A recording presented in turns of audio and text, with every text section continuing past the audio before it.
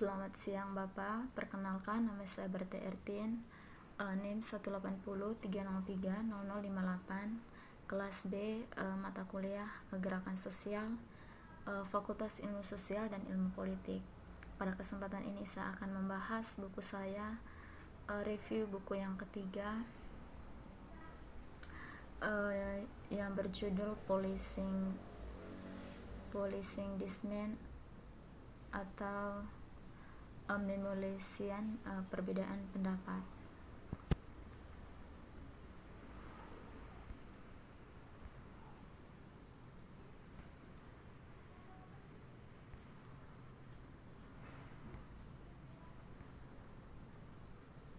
Nah, kita langsung saja masuk kepada pembahasan buku ini. Nah, pada bab 1 tuh berbicara tentang protes dan kontrol kepolisian. Nah, di mana di sini secara garis besar dulu di Washington DC ini ada yang namanya demo besar-besaran. Nah, di sini di mana ditegaskan di sini adalah mereka yang meminta jaring aktivis manusia yang saling terkait. Nah, sebagian besar anggotanya adalah wanita paruh baya dengan rambut beruban dan sepatu yang bagus. Nah, kita lihat di sini kira-kira 500 pengunjuk rasa berkumpul di sana untuk melakukan protes drum yang bertujuan untuk membuat cukup keributan sehingga orang-orang di Gedung Putih dapat mendengar keluhan mereka terhadap globalisasi perusahaan. Ironisnya, seperti yang dicatat para pengunjuk rasa sendiri, polisi mengepung dan terlebih dahulu menangkap semua orang di Freedom Plaza sebelum mereka dapat bersuara. Mereka dituduh berkumpul tanpa izin. Wartawan, pengamat hukum, warga dan siapapun yang berjalan di taman itu tertangkap dalam penggerebekan tersebut. Nah, ini merupakan suatu aksi protes yang dimana di sini merupakan yang terjadi di Washington DC. Nah, kita masuk kepada bab 2. Bab 2 perspektif tentang pengendalian perbedaan pendapat. Nah, di sini menjelaskan tentang kontrol sosial. Nah, kontrol sosial memiliki kehidupannya sendiri. Banyak perspektif sosiologis, kriminologi, politik, dan postmodern. Para sarjana menggunakan istilah tersebut dalam studi tentang beragam topik seperti penyimpangan, perselisihan dan supremasi hukum, dan sains dan teknologi dalam masyarakat pasca industri. Berakar dari pemikiran inilah argumen polisi membantu kedaulatan untuk menghasilkan tatanan sosial yang baik. Artinya, polisi sebagai badan yang mengatur regulasi untuk menjaga tatanan sosial internal masyarakat. Nah, perspektif tentang pengendalian perbedaan pendapat. Nah, di sini menurut pemahaman saya bahwa sebuah pandangan tentang di mana yang mengendalikan perbedaan pendapat atau untuk mengatasi percekcokan atau konflik dalam suatu masyarakat itu tentu hadir badan hukum yang dimana di sini itu adalah polisi. Di sini juga ada konsep polisi muncul dengan merosotnya feudalisme di Eropa abad ke-16, bertepatan dengan pertumbuhan negara modern dan meningkatnya perhatian untuk melihara ketertiban sosial.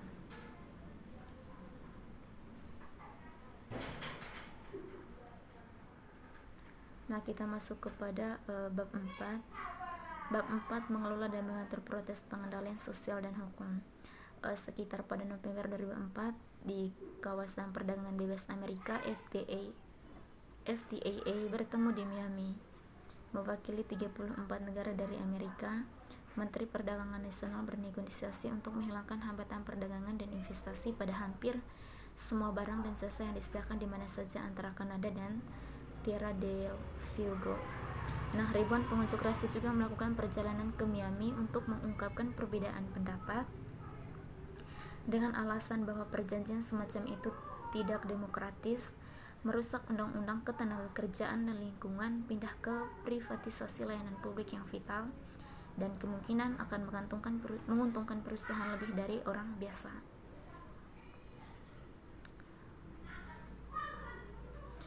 Di sini merupakan di mana mengelola atau mengatur proses pengendalian sosial dan hukum itu di kawasan perdagangan bebas Amerika. Nah, kita masuk kepada bab 5. Seperti apa tuh demokrasi? Nah, itu sekitar pada tahun 1999 Organisasi Perdagangan Dunia bertemu di Seattle untuk meluncurkan putaran negosiasi perdagangan milenial. Bersamaan dengan pertemuan tersebut, hadir pula ribuan pengunjuk rasa dari seluruh dunia yang melakukan demonstrasi jalanan besar-besaran di luar tempat pertemuan. Nah, dari tadi juga kalau kita mundur lagi ke bab 1 tadi, di situ juga ada aksi protes yang dimana dilakukan di Washington DC. Nah, di sini juga pada tahun 1999 juga mereka juga melakukan yang namanya aksi di sini. Nah, tapi di sini tuh aksi negosiasi perdagangan milenial. Nah, dengan menggunakan model berbasis jaringan pengunjuk rasa yang diorganisir di sekitar kelompok afinitas untuk memblokir lalu lintas, menutup persimpangan dan mengunci pintu masuk ke gedung. Barikade membuat zona keamanan atau beku dan terlihat dalam penangkapan preemptif massal. Penyempurnaan dalam taktik ini adalah tangkapan negara terhadap mobilisasi sejenis massa yang muncul.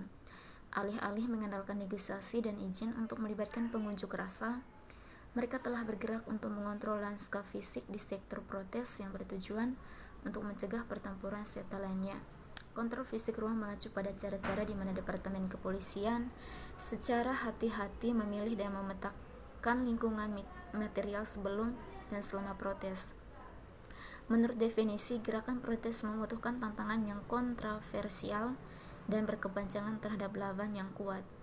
Untuk menekan lawan, gerakan massa beralih ke demonstrasi publik yang bertujuan untuk mempublikasikan keluhan mereka dan memenangkan opini publik. Sesuai kebutuhan, ini memerlukan berkumpulnya sejumlah besar, orang-orang sejumlah besar massa gitu di jalan-jalan atau tempat umum lainnya. Penguasaan ruang dimulai dengan pemilihan lokasi geografis untuk pertemuan puncak atau menteri. Tak lama setelah protes WTO di Seattle, globalisasi bersama dengan penegak hukum mendapat pelajaran penting.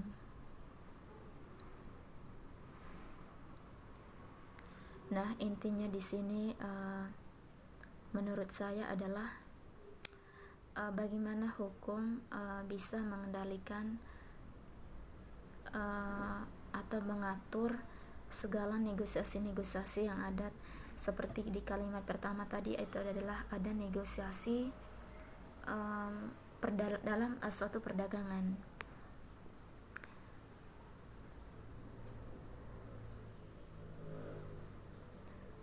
Nah, yang bab ke-7 itu adalah anarkis, pengendalian psikolog space. Penegakan hukum menggunakan berbagai taktik psikologis untuk mengendalikan protes, membangun makna aktivisme anti-globalisasi melalui kampanye hubungan masyarakat dan pesan media. Taktik psikologis adalah teknik kontrol sosial yang beroperasi pada tingkat pikiran dengan tujuan menciptakan ketakutan dan mempersulit pengunjuk rasa untuk berhasil bergerak.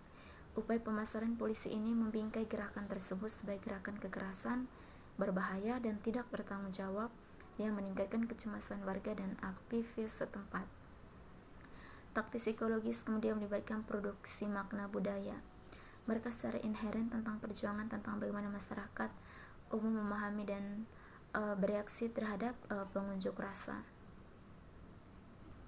Nah, intinya di sini itu adalah seperti mereka menakut-nakuti orang-orang yang melakukan demonstrasi dengan iming-iming bahwa ada kontrol sosial di sana.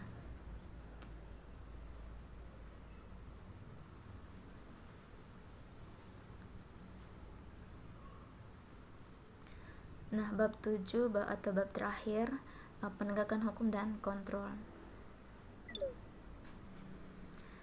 Dalam Multitude, Hard and Greed dalam tahun 2004 berpendapat bahwa mode represi selalu mengikuti inovasi dalam perlawanan, bukan sebaliknya.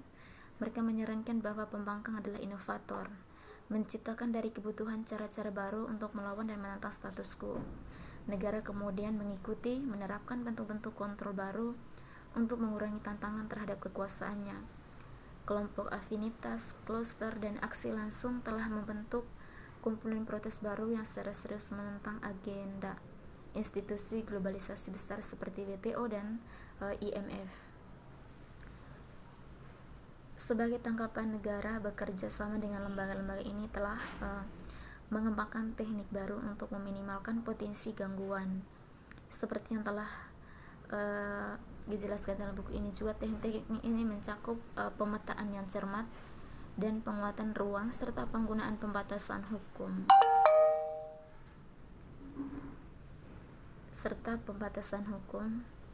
Menyiarkan pesan mereka, jika tidak pergerakan berisiko menjadi tidak penting. Negara telah menggunakan mekanisme hukum untuk menghambat mobilisasi, peraturan sementara, penggunaan hukum lama secara kredit, dan izin hukum sekarang menjadi cara yang umum untuk mengendalikan protes.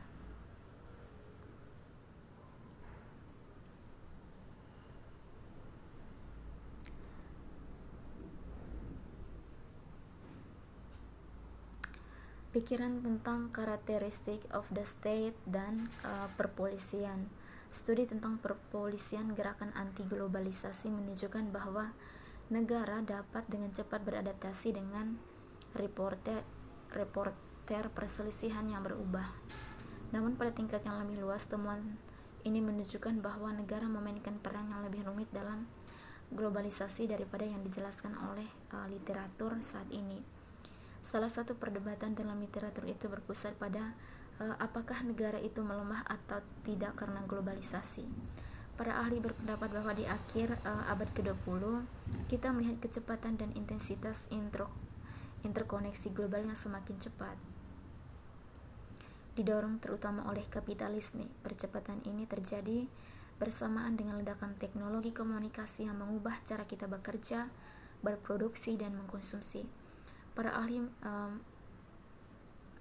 mengendalikan bahwa perubahan ini berarti bahwa negara sebagaimana dikonseptualisasikan oleh para pemikir awal dan pertengahan abad ke-20 tidak ada lagi. Institusi global seperti WTO akan segera mengambil alih kekuasaan teritorial dan hukum yang signifikan, dan paling tidak negara bangsa tidak lagi menikmati kemerdekaan adatnya.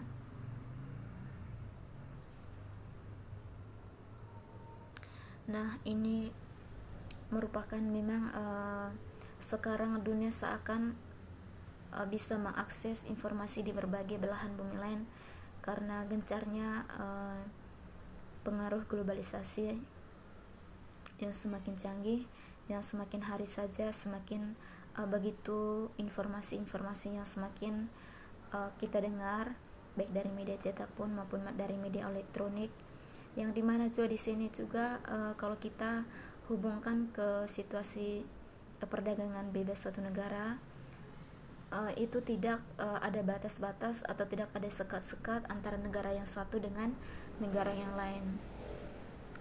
Dan di sini juga dari akibat dari globalisasi ini juga muncullah istilahnya kapitalisme baru, yang dimana para penguasa modal atau para elit-elit global atau punya kaum berjuis kalau zaman dulu istilahnya, mereka sangat dengan mudah untuk menguasai, menjelajahi dunia dengan cepat, karena dengan adanya uang atau dengan adanya koneksi-koneksi, mereka sangat gampang untuk menjelajahi dunia manapun. Oke, baik Pak, mungkin itu saja penyampaian hasil review buku saya yang ketiga ini. Sekian dan terima kasih.